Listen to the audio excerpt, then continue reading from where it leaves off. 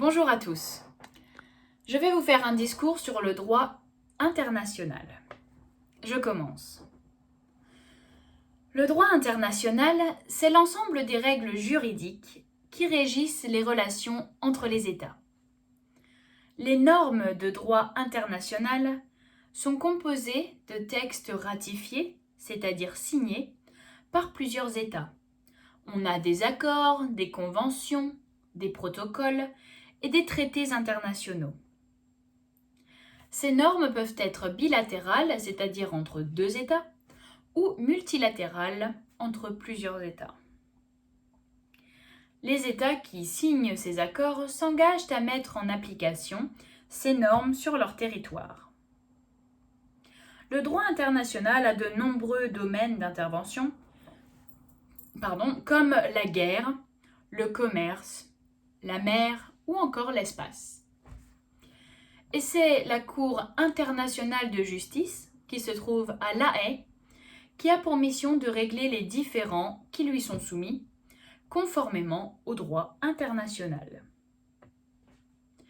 Mais le type de droit international dont je voudrais vous parler aujourd'hui, c'est le droit international humanitaire, qui est aussi connu sous le nom de droit de la guerre et des gens.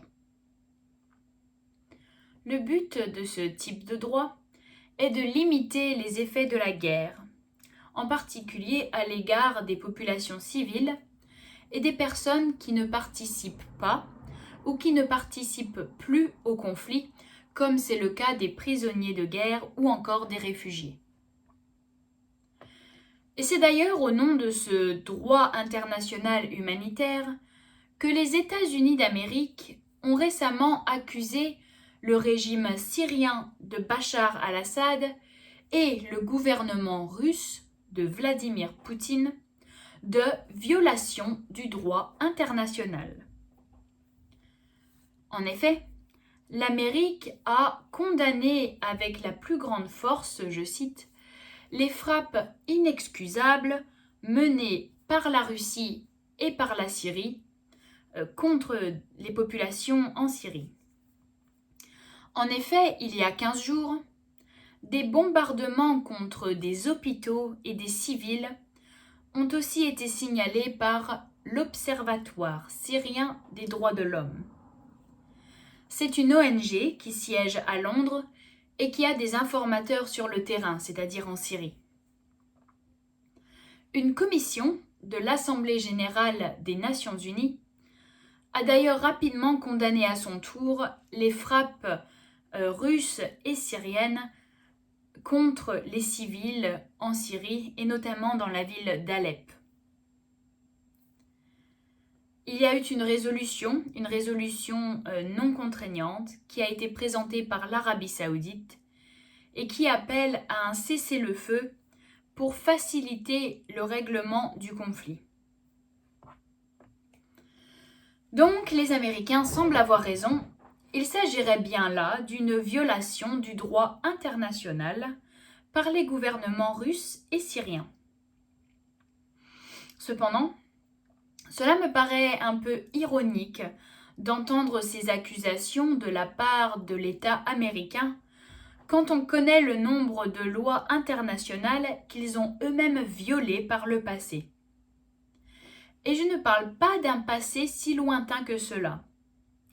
On peut penser par exemple à la création et au maintien du fameux centre de détention que l'on appelle Guantanamo Bay, je suis sûre que vous en avez entendu parler, à Cuba. Alors déjà, ce centre, c'est une violation flagrante du droit international par l'Amérique, mais en plus à Cuba, un pays que les États-Unis ont appauvri pendant des décennies, notamment à cause d'un embargo économique, mais aussi en empêchant leurs propres touristes américains de se rendre sur l'île pour la visiter. En guise de conclusion, je dirais que plus de 60 ans après les premiers textes internationaux qui ont été adoptés en matière de protection des droits de l'homme, Il est fondamental donc aujourd'hui de se lancer dans une réflexion critique sur cette branche du droit international, le droit international humanitaire.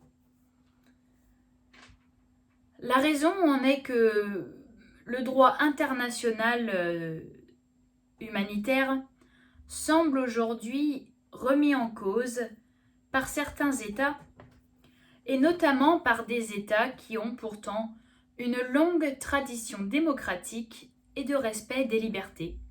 Je vous remercie.